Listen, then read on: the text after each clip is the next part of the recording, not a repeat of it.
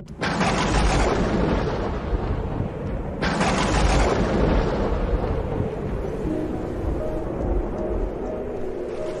Seigneur soit avec vous. Et avec votre esprit. Évangile de Jésus-Christ selon saint Marc. Gloire à toi, Seigneur. En ce temps-là, appelant de nouveau la foule, Jésus lui disait: Écoutez-moi tous et comprenez bien. Rien de ce qui est extérieur à l'homme et qui entre en lui ne peut le rendre impur. Mais ce qui sort de l'homme, voilà ce qui rend l'homme impur.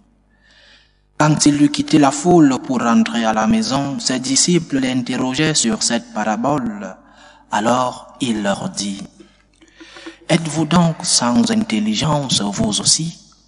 Ne comprenez-vous pas que tout ce qui entre dans l'homme en venant du dehors ne peut pas le rendre impur, parce que cela n'entre pas dans son cœur, mais dans son ventre pour être éliminé? C'est ainsi que Jésus déclarait purs tous les aliments.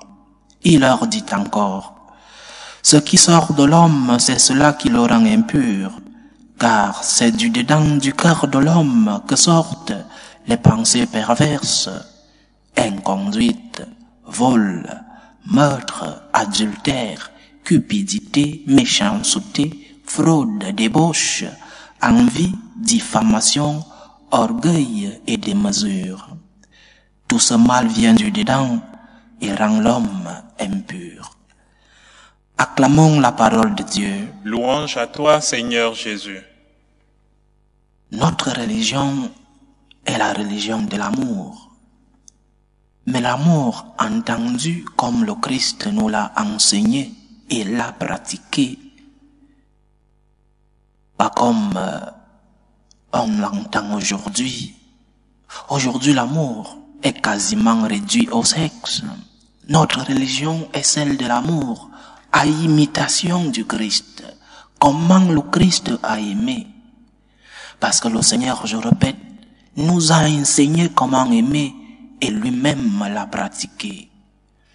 Le Seigneur qui est tout-puissant est amour. C'est la définition que donne Saint Jean dans sa première lettre, chapitre 4, verset 8. Dieu est amour. Je ne sais pas si aujourd'hui Saint Jean donnerait la même définition de Dieu, ou peut-être il complétera ou expliquerait. Mais Dieu est amour. Pas comme nous entendons l'amour aujourd'hui, mais il est amour. Pas un amour sentimental, parce que le sentiment a ceci de particulier qu'il va et il vient. Il est volatile, le sentiment. L'amour ne devrait pas être un sentiment. C'est vrai que parfois l'amour commence par le sentiment. Et lorsque le sentiment disparaît, qu'est-ce qui nous reste? Lorsque nous ne ressentons plus quelque chose, qu'est-ce qui nous reste? Nous nous éloignons de cette personne aimée parce que nous ne ressentons plus rien. Lorsque nous construisons une relation basée sur le sentimentalisme, cette relation est comme une maison construite sur du sable mouvant. Lorsque viennent les difficultés de la vie, les incompréhensions, les désaccords, alors nous voyons ce que nous voyons dans notre société aujourd'hui. Au moindre détail, divorce. Au moindre détail, au moindre problème, à la moindre tempête, on se sépare. C'est si facile aujourd'hui de se séparer. Parce que nous avons construit notre relation sur du sentimentalisme. Et le sentiment, je répète, a ceci de caractéristique, c'est qu'il est volatile. Il va et il vient. Aujourd'hui tu ressens, et demain, qui t'assure que tu ressentiras la même chose? Ce n'est pas cela l'amour. L'amour c'est autre chose. C'est vrai que parfois en amour nous devons ressentir, mais ce n'est pas ce qui doit primer dans nos relations, et surtout dans notre relation avec Dieu. Aujourd'hui, je ressens, alors je vais prier. Aujourd'hui, je ressens, alors je vais à la messe, et lorsque tu ne ressens pas, et lorsque le sentiment n'est pas en toi, tu ne cherches pas le Seigneur. Lorsque tu ne ressens rien, tu ne t'approches pas du Seigneur, parce que tu as construit ta relation avec Dieu sur du sentimentalisme. Et beaucoup, comme prêtre, me posent la question, mon Père, je ne ressens rien. Il ne s'agit pas de sentir. Il ne s'agit pas de ressentir. Il s'agit de savoir que le Seigneur t'accompagne. Il s'agit de savoir que le Seigneur t'aime. Il s'agit de savoir et de vouloir être avec le Seigneur. Il ne s'agit pas de sentimentalisme. Mais Dieu qui nous aime, Dieu qui est amour, nous a enseigné comment aimer. Il nous a enseigné à travers son Fils unique Jésus-Christ comment nous devons aimer. Le Christ nous l'a enseigné, le Christ l'a pratiqué. Comment aime Dieu? Si nous voulons aimer comme le Christ a aimé, nous devons savoir comment le Christ a aimé. Le Christ a surtout aimé avec des œuvres, les œuvres d'amour. Il n'y a pas un vrai amour sans œuvre d'amour. C'est pourquoi le Seigneur dit dans l'évangile que nous avons lu aujourd'hui qu'il y a des choses qui sortent du cœur mais qui ne sont pas des œuvres d'amour. Il y a des choses qui sortent de notre intérieur mais qui ne sont pas des œuvres d'amour. Nous devons aimer Dieu. C'est notre devoir d'aimer. Ce n'est pas une option pour le chrétien. L'amour pour toi comme chrétien n'est pas une option. Amour, aimer Dieu, et amour, aimer son prochain. Dieu a donné sa vie pour nous. Quelle grande œuvre. Il nous a créés. C'est la première œuvre. Il nous a créés. Il a donné sa vie pour nous. Il nous a ouvert les portes du ciel. Voilà les œuvres de Dieu. Il nous pardonne chaque fois que nous allons à lui humblement lui demander pardon. Il continue d'œuvrer dans notre vie. Son œuvre depuis notre création est continuelle. Son œuvre depuis notre création est progressive.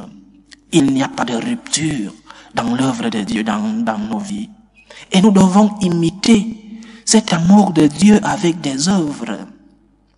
Imaginons-nous un mari qui dit à sa femme, et vice-versa, qui dit à sa femme qu'il aime et qui porte main sur elle.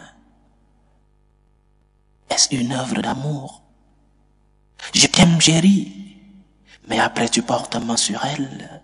Ce n'est pas une œuvre d'amour. Les œuvres d'amour doivent être cohérentes avec ce que nous disons. Je t'aime, chérie, et tu le démontres avec des œuvres. Et une œuvre d'amour, ce n'est pas porter main sur ta femme. Une œuvre d'amour, ce n'est pas tromper ton mari. Je t'aime, mais je vais te tromper. Et c'est aussi en cela que doit résider notre relation avec Dieu. Je t'aime, Seigneur, et je te le démontre par mes œuvres, par la prière, par le contact que je garde avec toi, par mes œuvres de charité envers ces personnes qui ont besoin d'aide, les œuvres d'amour. Pas un je t'aime, Seigneur, mais à distance. L'amour est aussi un moyen de maintenir un contact avec la personne aimée.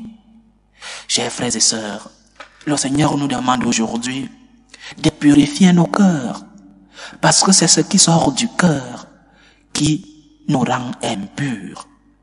Lorsque tu as un cœur rempli de haine, tu es impur. Ne va pas chercher le Seigneur et lui dire je t'aime alors que ton cœur est plein de haine. Ne va pas chercher le Seigneur et lui dire je t'aime alors que tu n'arrives pas à pardonner ton prochain. Ne va pas chercher le Seigneur et lui dire je t'aime, aide-moi en ceci, alors que tu es plein de cupidité, d'envie, d'adultère. Sois cohérent dans ta foi. Sois intelligent dans ta foi.